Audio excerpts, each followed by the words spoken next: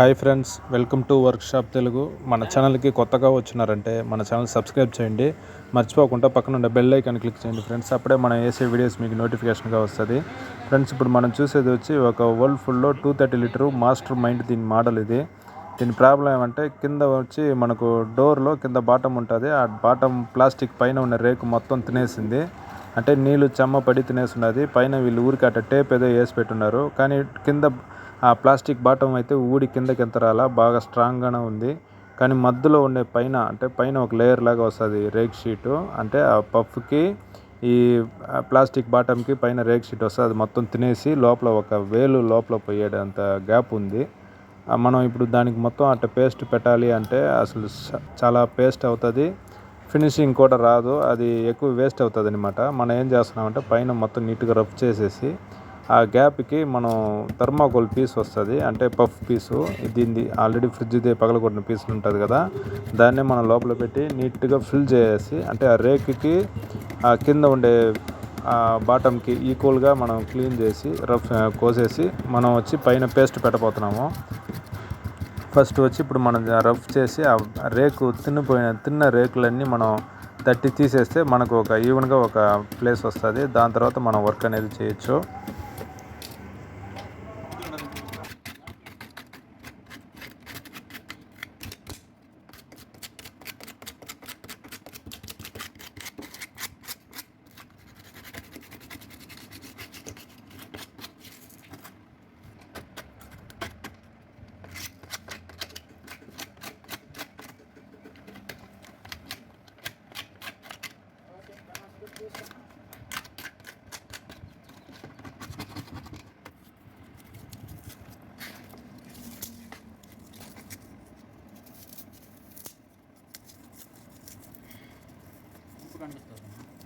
మనం ఇప్పుడు పెట్టేది ఆల్రెడీ పగలగొట్టిన ఫ్రిడ్జ్లో ఉండే పఫ్.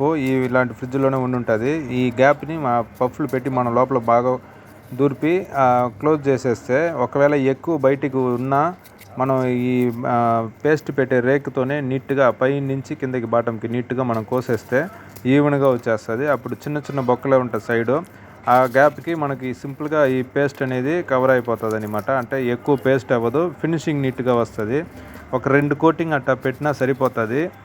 ఫస్ట్ కోటింగ్ పెట్టినప్పుడు పెద్ద హోల్స్ ఏం లేకుండా నీట్గా కవర్ అయిపోతుంది. రెండోసారి దాన్ని మనం రఫ్ చేసి మళ్ళీ చూస్తే ఒక చిన్న చిన్న గుంటలు అది ఉండిందంటే ఫినిషింగ్ కోసం మళ్ళీ రెండో కోటింగ్ పెట్టేస్తే సరిపోతుంది. లైట్గా 220 పేపర్ వేసి నీట్గా రుద్దేసి పైన స్ప్రే అయితే వేసేయచ్చు.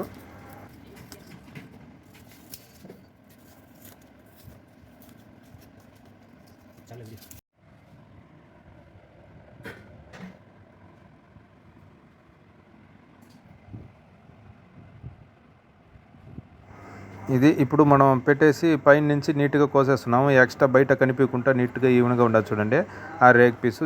మధ్యలో ఉండే చిన్న చిన్న హోల్స్ కోసం మనం వచ్చి మెటల్ పేస్ట్ పెడుతున్నాము. ఈ మెటల్ పేస్ట్ దీంతో పాటు వైట్ కలర్ ట్యూబ్ వస్తుంది. రెండు మిక్స్ చేస్తే త్వరగా గట్టిపడిపోతుంది అనమాట. అందువల్ల మనం ఎక్కువ ఒకేసారి కలుపుకోకూడదు. మనం ఒక 3 సారి అట్ట పెట్టే అంత కొంచెం కొంచెం కలుపుకునేసి పెట్టాలా, లేదంటే వేస్ట్గా గడ్డగట్టేస్తుంది అది. ఇది మనం ఇప్పుడు పెట్టేది ఫస్ట్ సారి. ఇదన్నీ ఈవెన్ అయిపోయింది అంటే రెండో కోటింగ్లో ఫినిషింగ్ వచ్చేస్తుంది.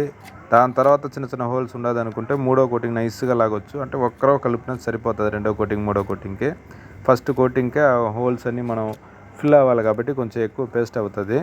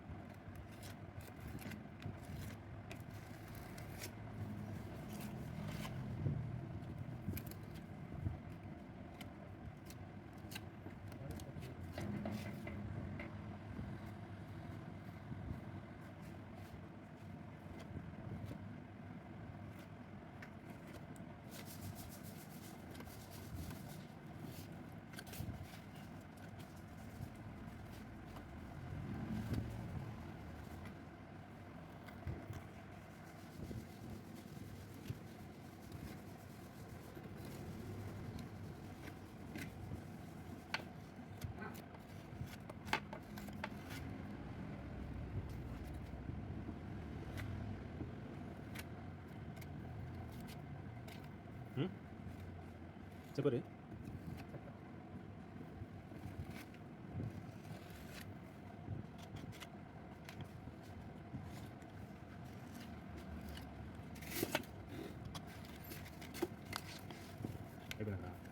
అయిపోయినా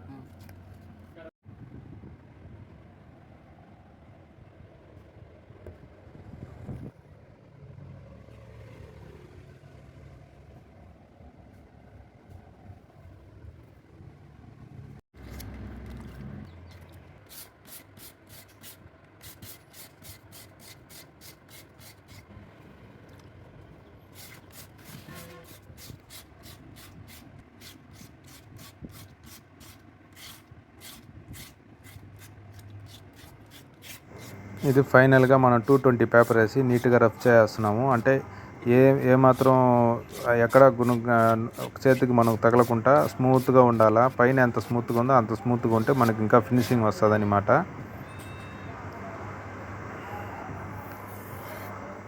పైన ఇప్పుడు మనం వచ్చి వైట్ ఇది సిల్వర్ స్ప్రే చేస్తున్నాము.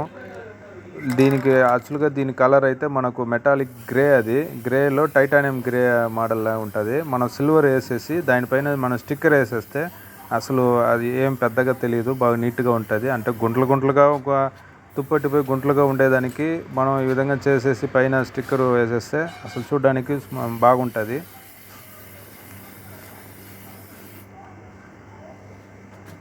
స్ప్రే చేసేటప్పుడు కొంచెం జాగ్రత్తగా చేయాలి. ఒకే ప్లేస్లో ఎక్కువ పడిపోయేటట్టు చేయకూడదు.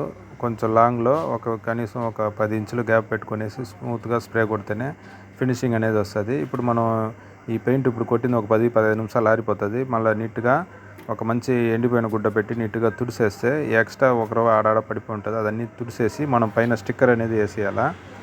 స్టిక్కర్ వేసేస్తే అసలు మనం ఏదో కింద వర్క్ చేసినామని కూడా పెద్దగా ఏం తెలియదు. చూడడానికి నీట్గా కంట్లో పెద్దగా పడదు, బాగుంటుంది చూడడానికి ఫ్రిడ్జ్. ఈ స్టిక్కర్ మామూలుగా ఆన్లైన్లో దొరుకుతుంది. ఈ స్టిక్కర్ అంటుకోవాలంటే కొంచెం సర్ఫస్ వచ్చి నీట్గా ఉండాలా. ఆయిల్ చెమ్మ అలాంటివి ఏమి ఉండకూడదు. నీట్గా ఎండిపోయి ఉంటేనే ఇది బాగా అంటుకుంటుంది, లేదంటే అట్ట పెరుక్కొని వచ్చేస్తుంది. ఈ స్టిక్కర్ వేసేసి మనం చూస్తే కొంచెం అంటే మరీ గలీజ్గా లేకుండా చూడడానికి కొంచెం బాగుంటుంది. ఎవరైనా కొనాలన్నా లేదు మన ఇంట్లో మనం వాడుకోవాలన్నా నలుగురు వచ్చి చూసినా కూడా నీట్గా ఉంటుంది అనమాట. ఇలాంటివి మనం చేసుకునేస్తే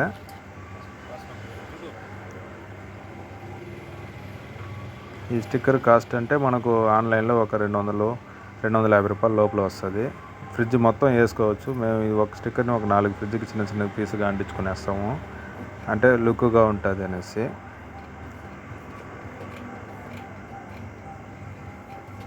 ఇంకా చాలా టైప్ స్టిక్కర్లు ఉంటుంది.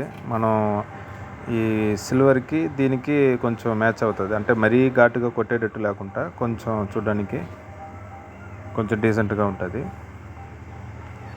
అంతే, చూడడానికి నీట్గా అయిపోయింది. ఫ్రెండ్స్, ఈ వీడియోని మీకు నచ్చిందంటే లైక్ చేయండి, మర్చిపోకుండా మన ఛానల్ సబ్స్క్రైబ్ చేయండి. ఏదైనా డౌట్ ఉంటే లేదా ఏదైనా చెప్పాలన్నా కమెంట్ చేయండి.